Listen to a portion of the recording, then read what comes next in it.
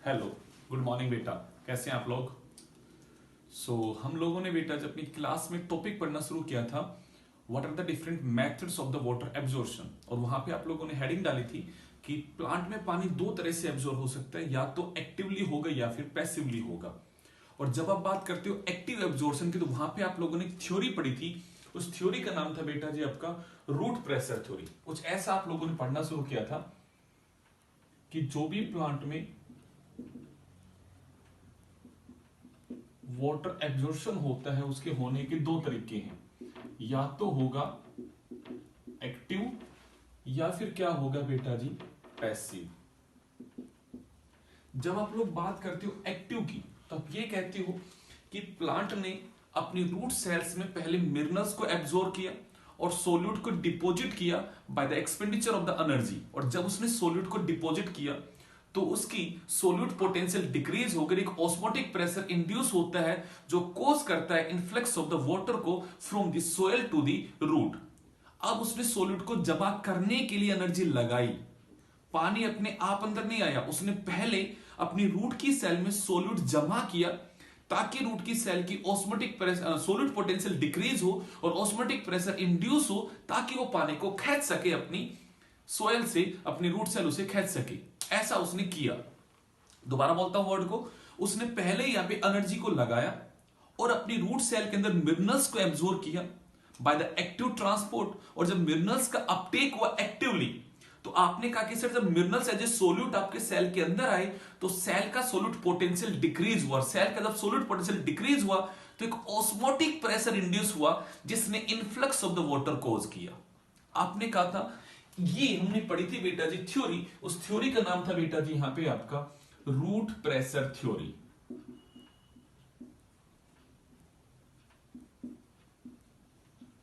जिस थ्योरी को देने वाले साइंटिस्ट का नाम था प्रिस्टले, जिन्होंने दिया था इस थ्योरी को बेटा जी।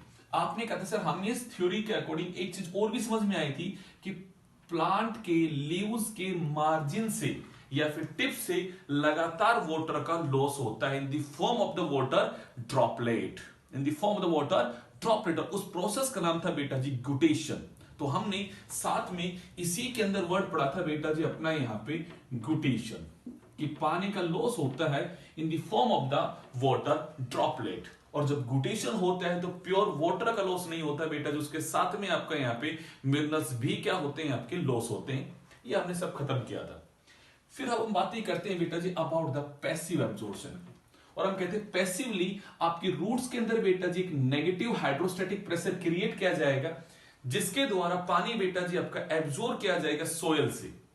अब पॉइंट आता है सर रूट प्रेशर थ्योरी कितना कंट्रीब्यूट करती है वाटर के एब्जॉर्प्शन में, तो आप लोगों ने कहा था कि ये कंट्रीब्यूट करती है ओनली अप टू दी 4%, और जो remaining 96% of the water absorption के पीछे जो मैकेनिज्म लगने वाला है बेटा जी, वो कौन सा होगा, यहां पे आपका पैसिव होगा।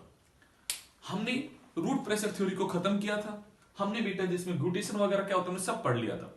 बट अब अगर आपसे एग्जाम में आ जाए, सब्जेक्टिव पेपर बन जाए आपका, एग्जाम में आ जाए what are the objections against the root pressure theory, तो हम पहले अपना टॉपिक पढ़ेंगे objection against the root pressure theory. किसके अगेंस्ट क्या क्या ऑब्जेक्शन थे, क्यों नहीं हमने इसको बिल्कुल यूनिवर्सल माना, तो क्या क्या रीजन थे, पहले हम वो पढ़ना शुरू करेंगे।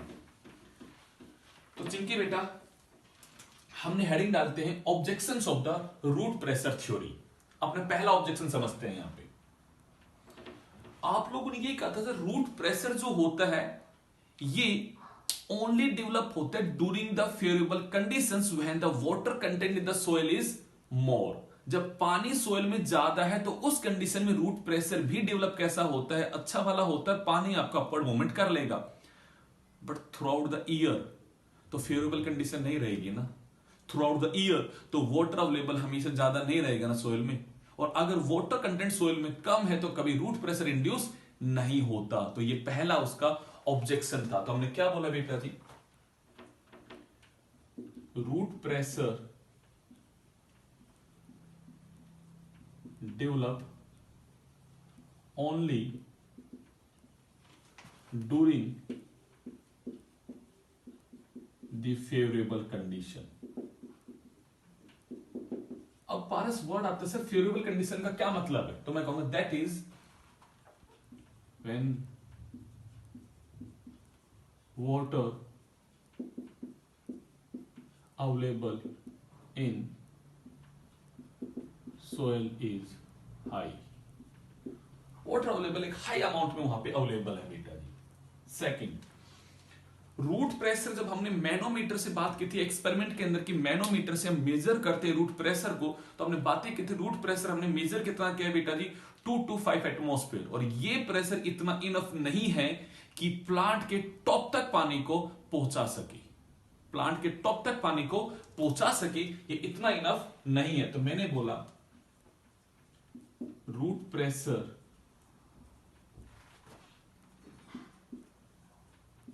develop in roots is low and not able to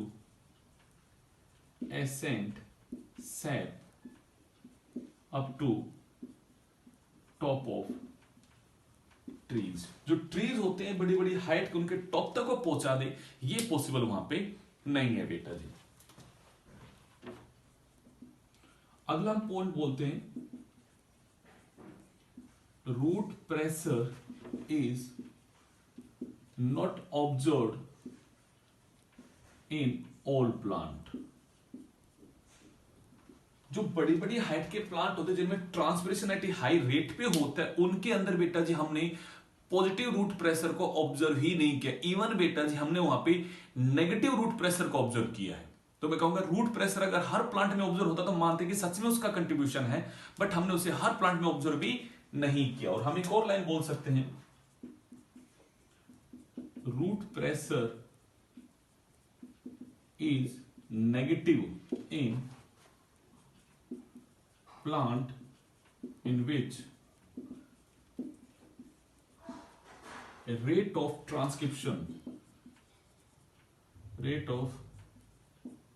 transpiration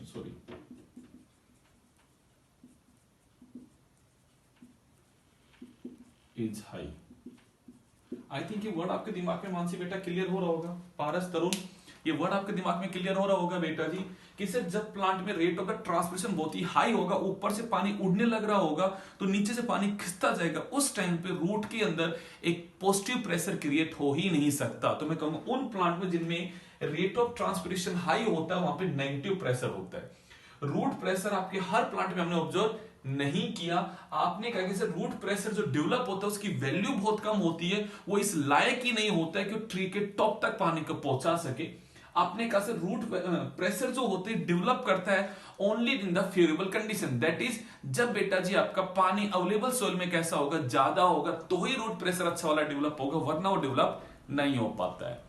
तो these all are the objections of the root pressure theory, जिसकी वजह से हमने कहा कि पानी का जो मेन अपवर्ड मूवमेंट होने वाला है, जो मेन यहाँ पे एसेंट ऑफ द सैप होने वाला है, उसके पीछे root pressure is not the main driving force, उसके लिए कुछ और चीज है जो मेन उसको यहाँ पे कॉज करती है। तो वो चीज क्या, आज हम उसकी बात करने वाले हैं आपसे। तो चलेगा, शुरू करते हैं उस टॉपिक को।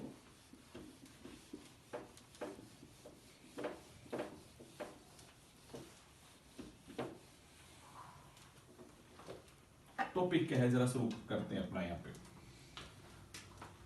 आज अपना कहानी का नाम है बेटा जी, आज अपन पढ़ने वाले हैं passive absorption.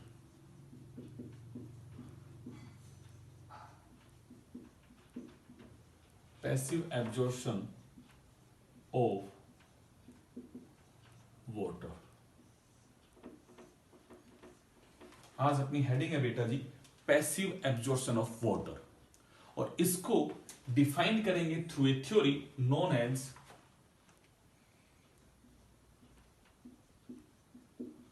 Cohesion, tension, transpiration, pull theory.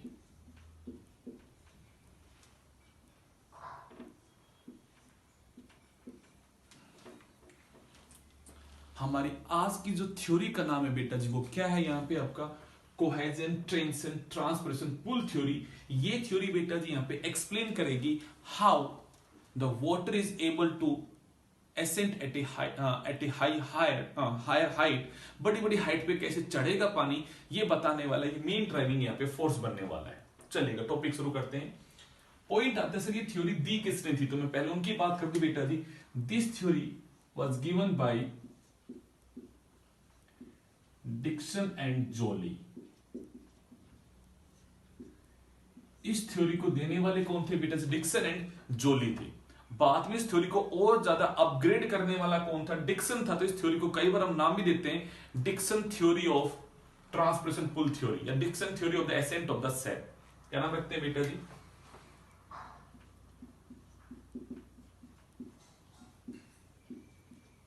Dixon theory of ascent of sap. ये भी नाम इसे दिया जाता है बिकॉज इसके ऊपर मेन बाद में अपग्रेड करना या इसमें कुछ चेंजेस लेके आए थे कौन, डिक्सन जी, तो हमने उसके नाम पे भी इस थ्योरी का नाम रख देते हैं। तो अगर कभी आपके एग्जाम में आ जाए डिक्सन थ्योरी क्या थी, तो इसी थ्योरी का दूसरा नाम है बेटा जी। अब पॉइंट होता है कि सिर्फ थ्योरी में क्या क्या हमारे पॉइंट्स है, तो हम जरा यहाँ पे कुछ चीजें पढ़ते हैं ताकि फिर हमें चीजें समझ में आए कि एक्चुअली कैसे पानी ऊपर चढ़ने वाला है। तो मैं कुछ बातें पहले यहाँ पे शुरू करूंगा, मेन इसके टॉपिक्स की बात करते हैं। पहली चीज हमें यहाँ पे समझनी है कोहेजन। पहली चीज हमें समझनी है बेटा जी यहाँ पे कोहेजन। आप कहते हो सर कोहेजन एक ऐसा फोर्स है या कोहेसिव फोर्स एक ऐसा फोर्स है जो डेवलप होता है between the similar kind of molecules. तो मैं बोलूंगा develop between similar kind of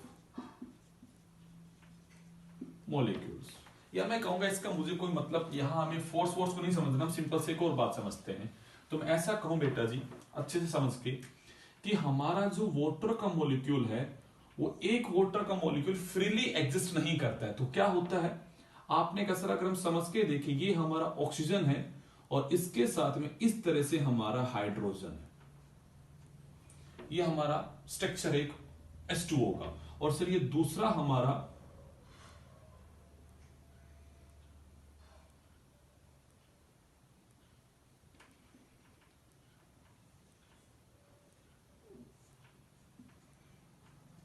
एक वाटर का मॉलिक्यूल आप कहते हो सर ऑक्सीजन जो हमारा होता है इलेक्ट्रोनेगेटिव होता है, हमारा हाइड्रोजन जो होता है वो इलेक्ट्रोपॉजिटिव होता है। तो इनके बीच में बेटा जी यहाँ पे क्या होता है, इंट्रैक्शन होता है। हम कहते हैं इंट्रैक्शन कौन सा होता है बेटा जी यहाँ पे, हाइड्रोजन बॉन्ड। ठीक है बेटा, ये बॉन्ड जो होता है उसका नाम क्या होता है यहाँ पे, हाइड्रोजन बॉन्ड। तो आर्यमान बेटा मैं कहूंगा दोनों वाटर के मॉलिक्यूल्स के बीच में एक फोर्स है जो उन्हें आपस में जोड़े रखता है, और उस फोर्स का नाम क्या है बेटा जी, आपका हाइड्रोजन बॉन्ड। और मैं कहूंगा जब भी किसी सिमिलर काइंड के मॉलिक्यूल के अंदर फोर्स डेवलप हो उन्हें आपस में जोड़ने के लिए, मैं उस फोर्स को क्या बोलता हूं बेटा जी यहाँ पे, कोहेसिव फोर्स, या मैं कहूंगा ये कोहेजन है। जब भी कोई सिमिलर काइंड की चीजें जुड़े तो मैं क्या वर्ड यूज करूंगा बेटा जी, कोहेजन। तो मैंने पहला वर्ड समझा कि water and the water molecule are adhere with each other through the hydrogen bonding. वो हमेशा चिपके पड़े एक दूसरे से with the help of the hydrogen bonding. तो उनके बीच में कैसा फोर्स है बेटा जी यहाँ पे, कोहेजन का फोर्स, एक कोहेसिव फोर्स उनके अंदर प्रेजेंट है, जो हमारा पहला पॉइंट है। दूसरा बेटा जी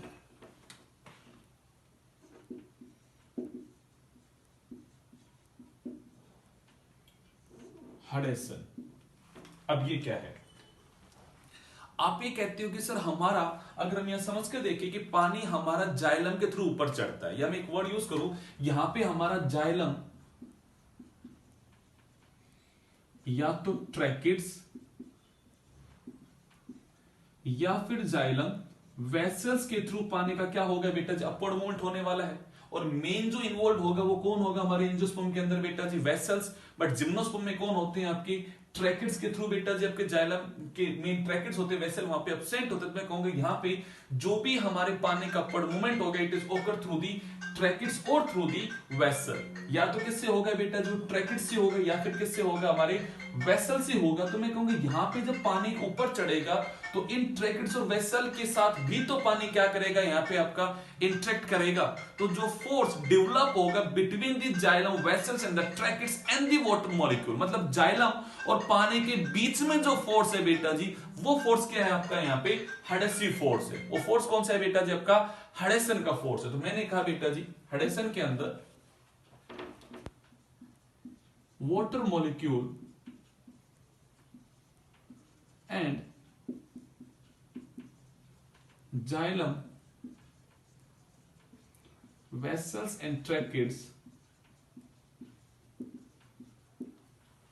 हैव ए बॉन्ड, उनके बीच में क्या है, एक इंट्रैक्शन है। उस इंट्रैक्शन को मैं क्या कर रहा हूं बेटा जी, यहां पे आपका हेडेसिव फोर्स। आप कहोगे सर कैसे, तो हम अगर अच्छे से और समझ के देखें बातों को कि सर हमारे जो जाइलम होते हैं उनके अंदर आपने कहा था कि हमारे यहाँ पे थिकनिंग होती है, लिग्निंग वगैरह हमारा जमा हो जाता है, कहते हैं उसमें डिपोजिशन होती है और उसकी थिक वॉल, उसकी सेल वॉल जो होती है वो थिक हो जाती है और उनका ल्यूमन का साइज क्या होता है, बहुत ही नैरो होता है। और अंदर अगर हम सेल मेम्ब्रेन के बारे में बात करते हैं, कहते हैं सेल मेम्ब्रेन का जो इनर सरफेस है वो कौन सा है, पोलर है, और पोलर के साथ पोलर क्या होगा आपका यहाँ पे अटैच होने वाला। तो मैं कहूंगा जाइलम और बेटा पानी आपस में यहाँ पे चिपके हुए हैं, दोनों अगर आपस में चिपके हुए हैं तो मैं क्या कहूंगा बेटा जी, उनके बीच में भी एक यहाँ पे फोर्स डेवलप हो रहा है जो उन दोनों को आपस में चिपकाए हुए है बेटा जी। तो मैं कहूंगा हेडेसन का जो फोर्स होता है it is occur between the xylem tracheary elements and the water molecule.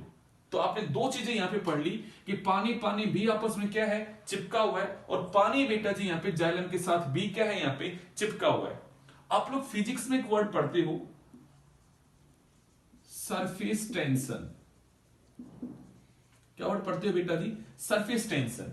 आप ये कहते हो कि सर कई बार आप पानी के अंदर अगर एक लाइट वेट की चीज को फेंकते हैं तो वो डूबती नहीं है, उसके ऊपर फ्लोट करती है। तो उसमें आप क्या पढ़ते हो कि सर एक्चुअली पानी पानी के मॉलिक्यूल एक बहुत ज्यादा आपस में यहां पे जुड़े हुए, उनके बीच में कोहेसिव फोर्स जो उन्हें बांधे हुए है, और वो जो लाइट बॉडी थी जो हमने उसमें डाली है वो ये कैपेबल नहीं है कि उस फोर्स को तोड़ के अंदर जा सके। दैट्स वाई उसके ऊपर ये क्या कर रहे हो, यहां पे फ्लोट कर रहा है। तो आप ये कहते हो पानी पानी के बीच में एक फोर्स है और उसके सरफेस को क्या करता है, यहां पे मेंटेन करता है। हम कहते हैं उनके अंदर एक खिंचाव है आपस में, उस खिंचाव का आप क्या बोलते हो, यहां पे सरफेस टेंशन, सरफेस टेंशन। तो ऐसे ही आप कहते हो सर जो भी हमारा वाटर लिक्विड स्टेज में होता है तो उसके अंदर यहां पे ज्यादा सरफेस टेंशन होती है in comparison to the gas, क्योंकि लिक्विड स्टेट में आपके मॉलिक्यूल्स के बीच में इंट्रामोलिकुलर फोर्स, उनमें सरफेस टेंशन ज्यादा होती है, और गैसियस स्टेट में क्योंकि इंट्रामोलिकुलर फोर्स नहीं होता है तो वहां पे सरफेस टेंशन भी आपकी नहीं काम करती है। तो आप ये कहते हो surface tension is more in liquid phase in comparison to the gaseous phase, और यहां पे सरफेस टेंशन ज्यादा है पानी के बीच में क्योंकि वो लिक्विड स्टेट में क्या करने वाला है, यहां पे आपका अपवर्ड मूवमेंट करने वाला है। तो दोबारा से एक बात को समझते हैं, हमने यहां पे तीन चीजें समझी बेटा जी, तीन चीजें क्या समझी कि पानी पानी के बीच में क्या है, यहां पे कोहेसिव फोर्स है, पानी और जाइलम के बीच में एक फोर्स है वो कौन सा है, यहां पे हेडेसन का फोर्स है, और सरफेस टेंशन हमेशा लिक्विड की ज्यादा होती है in comparison to the gas. ये सब चीजों से फायदा क्या होगा, ये चीज हम पढ़ क्यों रहे हैं भूमिका बेटा, श्रुति ये चीज हम पढ़ क्यों रहे हैं। तो निधि इसका आंसर निकल के आता है सर ये तीनों चीजें प्रोवाइड करती है टेंसाइल स्ट्रेंथ। अब इसका क्या मतलब है, टेंसाइल स्ट्रेंथ क्या होती है। अब एक बात सोच के देखिएगा, आपके पानी का मूवमेंट होगा बेटा जी अपवर्ड, आपके पानी का मूवमेंट होगा कैसा, अपवर्ड, बट आपकी ग्रेविटी जो है वो उस पानी को कहां खींचती है बेटा जी, नीचे खींचती है। ऊपर से ऑस्मोटिक प्रेशर है जो पानी को खींचे जा रहा है, और नीचे है कि ग्रेविटी है जो उसे खींचे जा रही है। तो मतलब उस पर एक फोर्स अपोजिट डायरेक्शन में क्या होने वाला है, अप्लाई होने वाला है।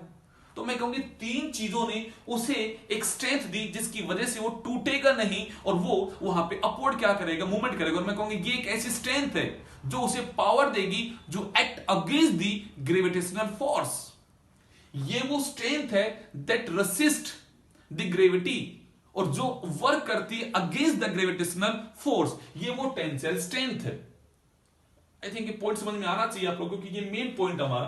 वंशी का बेटा हम क्या बात कर रहे हैं, चीज को समझना है यहां पे। शिक्षा बेटा आपने कहा पानी पानी आपस में जुड़ा हुआ है, उनके बीच में होता है कोहेसिव फोर्स, पानी जाइलम के साथ भी जुड़ा हुआ है, उसके बीच में होता है एडहेसिव फोर्स, और पानी यहां पे लिक्विड फेज में है, लिक्विड स्टेट में है, तो मतलब उसके अंदर सरफेस टेंशन भी ज्यादा है। अब ऊपर से अगर कोई चीज खींचने वाली मैं डेवलप करता हूं और नीचे से ग्रेविटी एक्ट करती है तो दो चीजें अलग अलग लगेगी। तो आप कहते हो सर उस पानी को ऊपर जाना है बट ग्रेविटी तो उसे नीचे खींच रहा है, तो उसे एक ऐसी ताकत चाहिए, उसे एक ऐसी स्ट्रेंथ चाहिए जो उस ग्रेविटेशनल फोर्स के अगेंस्ट काम कर सके। उस ग्रेविटेशनल फोर्स के अगेंस्ट काम कर सके उसे एक ऐसी ताकत चाहिए, एक ऐसी स्ट्रेंथ चाहिए। वो स्ट्रेंथ को मैंने क्या नाम दिया यहां पे, टेंसाइल स्ट्रेंथ।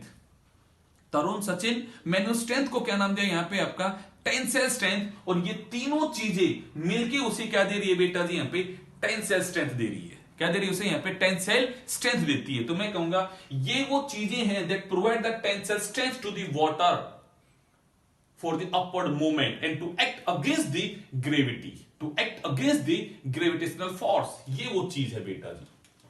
फोर्थ में आते हैं,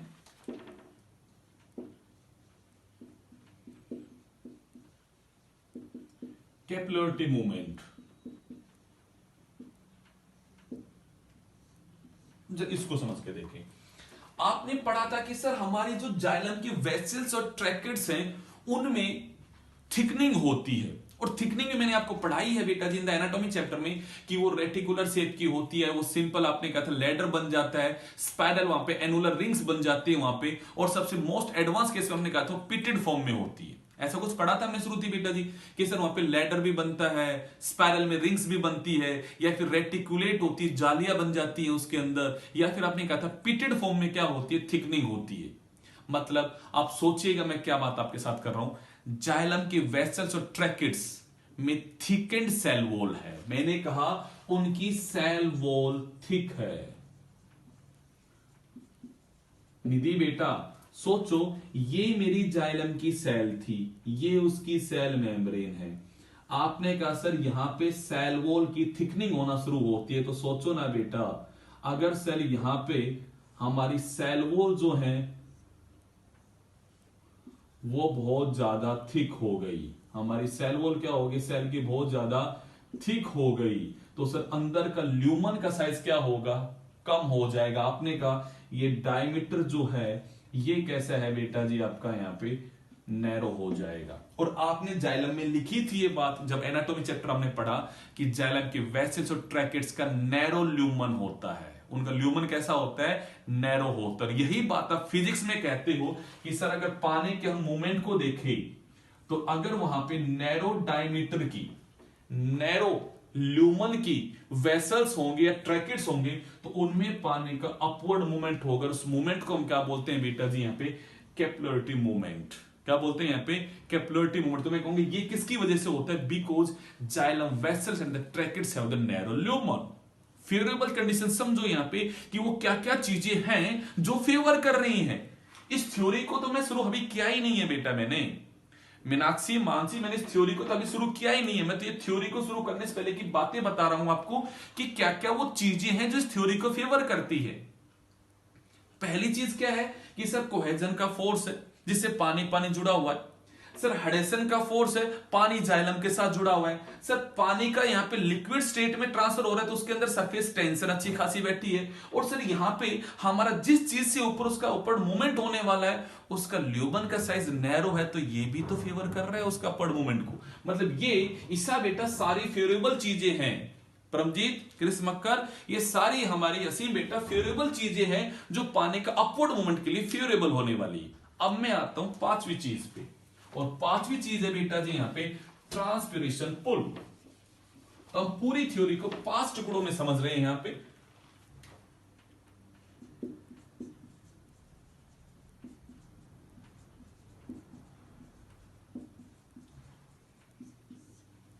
पांचवी चीज क्या है बेटा जी यहां पे, ट्रांसपिरेशन पुल, जो उसे ऊपर खींचने वाला है। अब हम इससे अपनी कहानी की शुरुआत करने वाले हैं जो आपको समझना है। ये 4 चीजें आपको मैं समझा चुका हूं, मैं डायग्राम बना के बात करूंगा किसकी बेटा जी, पांचवी चीज की जो आपको समझनी है। शुरू करें टॉपिक को, चलिएगा बेटा। कहानी बड़ी आसान सी है, बड़ी इंटरेस्टिंग सी कहानी है।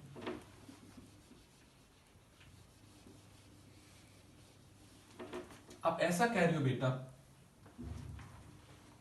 कि सर ये हमारे लीव्स हैं,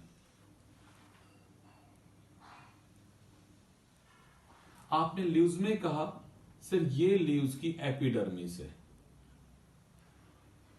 मीनाक्षी बेटा ये हमारी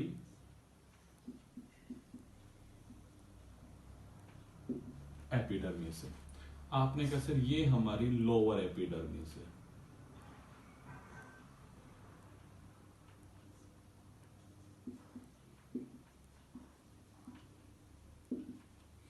सर लोअर एपिडर्मिस के अंदर मेनली बैठे होते हैं स्टोमेटा।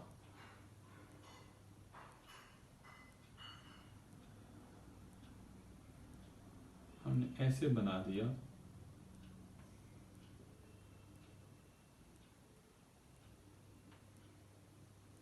तो आपने कहा सर ये हमारे बैठे हैं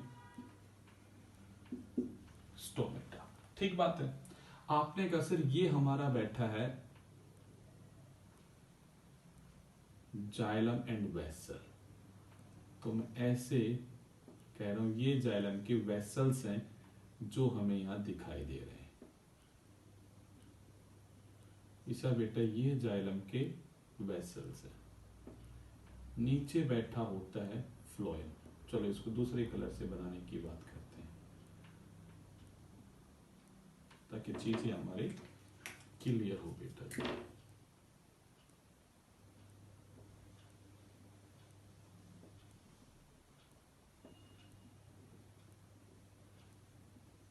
चिंकी बेटा मैंने कहा ये ऊपर जो बैठा है ये क्या है, जाइलम। नीचे श्रुति बेटा जो बैठा है वो क्या है, फ्लोएम। ठीक है बेटा, जाइलम से पानी का ट्रांसपोर्ट होता है। आप ये कहते हो सर ऊपर वाले हिस्से में देखें तो हमारी सेल्स होती हैं प्लेसिड सेल्स।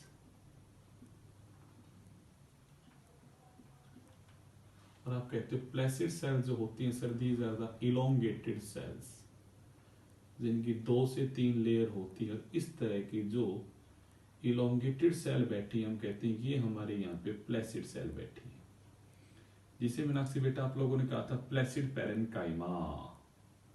आई थिंक नाम याद आ रहा होगा आप लोगों ने, एनाटॉमी से थोड़े दिनों पहले ही आपने चैप्टर को अपना खत्म किया है। तो प्रिया बेटा मैंने कहा, राखी बेटा ये हमारा बैठा है प्लेसिड पैरेन्काइमा।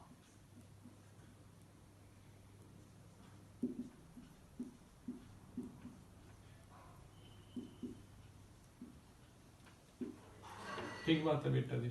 आप कहते हो सर यहाँ पे हमारा बैठा होता है लोअर सरफेस की साइड में स्पोंजी पैरेन्काइमा।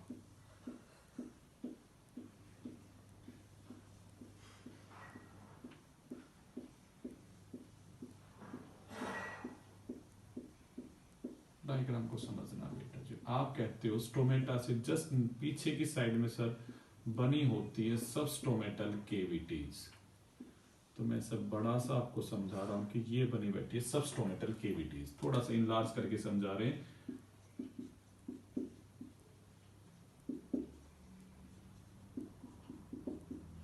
और सर केविटीज में आपका वाटर भरा हुआ है।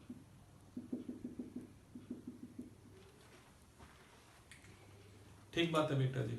अब आपने ट्रांसपिरेशन पढ़ा था कि ड्यूरिंग द डे टाइम जब स्टोमेटा आपके ओपन होते हैं और लाइट की इंटेंसिटी गिरी किसके ऊपर बेटा जी, आपके लीव्स के ऊपर, तो मैंने कहा ये पानी जो यहाँ पे है बेटा जी वेपर की फॉर्म में क्या होता है, डेवलप होता है। अब आप सोचिएगा यहां पे सर पानी का एक हाइड्रोस्टैटिक प्रेशर है। मैंने कहा यहां पानी का एक प्रेशर है। अब आपने कहा सर बाहर ये जो है ये इन्वायरमेंट है, और इन्वायरमेंट के अंदर भी तो क्या होगा, वाटर का एक प्रेशर होगा। बट अगर बाहर की इन्वायरमेंट में कंडीशन बेटा जी ड्राई है, मेरे वर्ड्स को सुनते रहना, बड़ी छोटी छोटी बातें पर बड़ी जबरदस्त बातें जो आपको समझनी है। असीम आपने कहा सर बाहर का इन्वायरमेंट जो है उसमें भी पानी हो सकता है, उसमें वाटर वेपर्स हैं, और अंदर भी क्या है, ड्यू टू द लाइट यहाँ पे पानी क्या होता है आपका वेपराइज होता है, पानी के यहाँ वेपर्स प्रेजेंट है। अब यहां भी पानी का एक प्रेशर और बाहर भी पानी का प्रेशर है। पानी तब तक बाहर नहीं आएगा जब तक कि यहां पे प्रेशर का क्या ना बने बेटा जी, ग्रेडियंट ना बने। इसलिए आपने कहा था ट्रांसपिरेशन हमेशा अपसेंट होता है या लो होता है जब अगर हमारी एयर कैसी हो, ह्यूमिड हो। ह्यूमिड का मतलब था अगर ह्यूमिडिटी ज्यादा होगी, एयर में मॉइस्चर ज्यादा होगा, तो ये पानी कभी बाहर नहीं आएगा। आपने कहा सर बाहर ड्राई एयर है, मतलब एटमॉस्फेयर के अंदर जो वाटर का प्रेशर है वो कैसा है बेटा जी, लो है। और अगर बाहर प्रेशर लो है और अंदर प्रेशर ज्यादा है, मानसी अंदर प्रेशर हाई और बाहर प्रेशर लो है, तो आपने कहा सर इसकी वजह से मैं एक बात कह सकता हूं यहां पे कि वाटर का होता है loss, water loss in form of vapour through the stomata. पहला स्टेप ये हो गया, पानी का यहां पे मीनाक्षी बेटा लॉस हो गया through the stomata in the form of the vapour. अब जब यहां से पानी का लॉस हुआ होगा तो मतलब यहां पे प्रेशर आपका डिक्रीज हो गया, तो ये जो नियर बाय सेल है स्पोंजी पेरेन्काइमा, इनसे पानी कहां निकल के आ जाएगा बेटा जी, आपका इस वाली कैविटीज में निकल के आएगा। इन सेलों का पानी अगर यहां निकल के आ जाएगा तो ये नियर बाय सेल से पानी खींचेंगे। एट लास्ट बेटा जी आपका जाइलम पानी का क्या करेगा बेटा जी, लॉस करेगा और जाइलम से पानी यहां आना शुरू हो जाएगा, या मैं कहूंगा जाइलम अपने नियर बाय सेल्स को पानी देगा और सेल टू सेल ट्रांसफर होता होता पानी कहां पहुंचेगा, इसमें पहुंचेगा। अब अगर ये ऊपर वाला जाइलम है जिसने अपना पानी लॉस कर दिया नियर बाय सेल को, तो इसके पास पानी क्या हो गया, कम हो गया। इसने प्रेशर एग्जर्ट कर पानी को कहां से खींचा है बेटा जी, अपने नीचे वाले सेल से खींचा। इस तरह से अगर पानी खींचता जाएगा तो आपने कहा due to the loss of the water from the leaves through the stomata a pressure is created within the spongy cell that cause the influx of the water from the xylem. जो पानी का loss हो रहा है यहां से, तो spongy cell ने पानी यहां पे फिल कर दिया, तो स्पॉन्जी पेरेन्काइमा के सेल ने प्रेशर एक्सर्ट किया किन पे बेटा जी, जाइलम की सेल पे, कि वो पानी को वहां से खींच सके बेटा जी। और जाइलम का पानी अगर यहां आ गया तो ऊपर वाले जाइलम का अगर पानी बेटा जी नियर बाय सेल में चला गया, ऊपर वाले जाइलम का पानी अगर नियर बाय सेल में चला गया तो वो पानी कहां से लेगा, अपने से नीचे वाले से लेगा। इस तरह से बेटा जी पानी का क्या होगा, एक अपवर्ड मूवमेंट होना शुरू होगा। क्यों, क्योंकि वहां पे एक नेगेटिव हाइड्रोस्टैटिक प्रेशर क्रिएट हो रहा है, जाइलम के अंदर एक नेगेटिव हाइड्रोस्टैटिक प्रेशर क्रिएट हो रहा है जो पानी को ऊपर खींचता जा रहा है। या मैं ये कहूं एक ऑस्मोटिक प्रेशर इंड्यूस हो रहा है जो पानी का अपवर्ड क्या करेगा, मूवमेंट करेगा। हम बातें करते हैं due to the transpiration, due to the transpiration a 45 atmosphere to 207 atmosphere pressure created or pressure developed within xylem vessels and tracheids। ये जिनकी बेटा सबसे जबरदस्त पॉइंट है कि भाई जी पानी के लॉस की वजह से जाइलम के अंदर एक प्रेशर डेवलप होता है, कितना बेटा जी, up to the 45 to 207 atmosphere तक का प्रेशर डेवलप हो जाता है बेटा जी, इतना प्रेशर डेवलप हो जाता है। इवन हम एक बात बोलते हैं यहां पे वाटर पोटेंशियल की वैल्यू हो जाती अप टू -30 बार, इतना ज्यादा वाटर पोटेंशियल डिक्रीज हो जाता है, ये पानी लगातार लॉस हुआ जिसकी वजह से वाटर पोटेंशियल क्रिएट हो जाता है अप टू, मैं वर्ड को बता दूं मेरे भाई, -30 हमेशा नहीं होता, मैं कहूंगा अप टू -30 बार इतना बेटा जी वाटर पोटेंशियल डिक्रीज हो गया। उस वाटर पोटेंशियल के डिक्रीज होने की वजह से एक लार्ज एटमॉस्फेरिक प्रेशर डेवलप होता है जाइलम में, जिसकी वैल्यू रेंज करती है फ्रॉम 45 टू 207 एटमॉस्फेयर। और उस प्रेशर की वजह से पानी कहां चढ़ता है बेटा जी, आपका ऊपर चढ़ना शुरू होता है। ये वो प्रेशर डेवलप हो जाता है जाइलम में इस पानी की वजह से। तो आपने देखो पांचों वर्ड क्या बोला था, ट्रांसपिरेशन पुल, तो मैंने ये बोला due to the rapid transpiration through the surface of the leaves a osmotic, या मैं कहूंगा due to the rapid transpiration through the या from the surface of the leaves the water potential of the leaves cells decrease up to the -30 bar, that cause movement of the water from xylem to the mesophyll cells, and it create a osmotic pressure within the xylem up to the 45 to 207 atmosphere। वो इतना osmotic pressure induce करता है, and this osmotic pressure is responsible for the upward movement of the water or ascent of the sap through the xylem. Xylem के through जो accent होने वाला है उसका जो मेन ड्राइविंग फोर्स है वो डेवलप होता है, उसकी वजह से पानी क्या हो रहा है आपका ऊपर चढ़ रहा है। ऊपर चढ़ने का रीजन क्या है? Capillary movement and the tensile strength उसका मेन रीजन था, और ऊपर से खींचने वाला फोर्स डेवलप हो गया ड्यू टू दी ट्रांसपिरेशन। इसलिए मैंने कहा देखो कोहेजन पानी पानी जुड़ा हुआ है और वहां पे एक टेंशन एक खिंचाव पैदा होगा, किसका? ट्रांसपिरेशन वहां पे पुल क्रिएट करेगा, खिंचाव क्रिएट करेगा, पानी आपको ऊपर चढ़ना शुरू हो जाएगा। ये है बेटा जब की थ्योरी। आप कहोगे सर यहां पे स्पीड कितनी होगी पानी चढ़ने की, तो मैं एक वर्ड बोलूंगा बेटा जी, यहां पे पानी चढ़ने की स्पीड होती है मेनली आपकी जो में नोटिस की वो होती है बेटा जी 50 मीटर्स पर आवर, या मैं सेंटीमीटर्स में कहूं तो मैं कहूंगा बेटा जी up to the 25 centimetre per minute. जिनकी बेटा ध्यान दो वर्ड पे 25 सेंटीमीटर चढ़ जाता है पानी एक मिनट में, और मैं घंटे में बात करूं तो मैं कहूंगा करीबन 50 मीटर्स पर आवर तक पानी का अपवर्ड मूवमेंट होता है।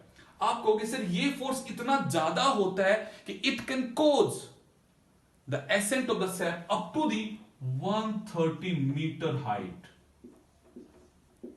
इस हाइट तक पानी को खींच सकता है, इतना प्रेशर क्या होता है बेटा जी डेवलप होता है। तो मैंने कहा it can cause the ascent of sap up to the 130 meter heights and the speed of the ascent of the sap is 15 meter per hour।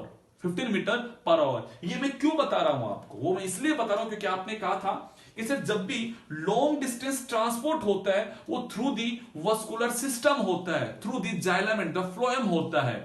आपने कहा था स्मॉल डिस्टेंस में डिफ्यूजन होता है और स्मॉल डिस्टेंस में छोटा डिस्टेंस कवर करना है, और वहां पे उसकी स्पीड आपने पढ़ा था कि आपका डिफ्यूजन होने की स्पीड होती है करीबन 50 माइक्रोमीटर्स इन 2.5 सेकेंड।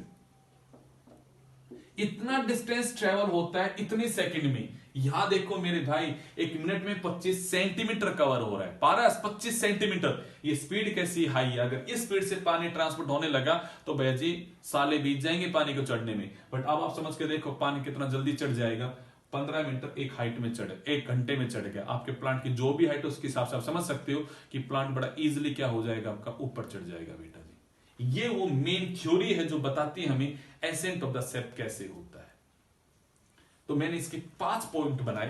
पहले मैं उन पॉइंट्स की बात कर रहा हूं कि वो कैसे पानी चढ़ेगा, तो उसके कंडीशंस क्या फेवरेबल है। तो पानी में फोर्स है, कोहेसिव है, पानी जाइलम के साथ चिपका हुआ है, पानी के अंदर सरफेस टेंशन ज्यादा होती है, ये उसे टेंसाइल स्ट्रेंथ देंगे। फिर जाइलम के वेसल्स और बेटा ट्रैकेट्स का ल्यूमन का साइज नैरो होता है और वहां पे कैपिलरी वाली फिनोमिना लगती है आपकी पानी की बेज चढ़ने वाली।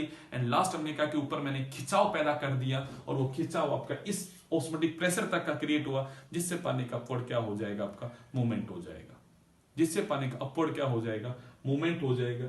ये है बेटा जी हमारा पहला एक अच्छा सा टॉपिक जो हमने आज पढ़ा अपनी ऑनलाइन क्लास में, जिसमें हमने बातें की कि how the water get ascent और कैसे उसका एब्जॉर्प्शन के थ्रू वो पानी ऊपर चढ़ता है या कैसे एब्जॉर्ब होता है। उसका मेन फोर्स क्या है बेटा जी, आपका ट्रांसपिरेशन। हम ट्रांसपिरेशन आपको पहले ही समझा चुके हैं, कैसा कैसा होता है, क्या क्या होता है, कैसे स्टोमेटा की ओपनिंग होती है, कैसे क्लोज होता है। ये थ्योरीज हम पहले ही पढ़ चुके हैं बेटा जी। अब ये लास्ट थ्योरी में हमारे यहाँ पे खत्म होती है। आई होप आपको टॉपिक ये समझ में आया होगा।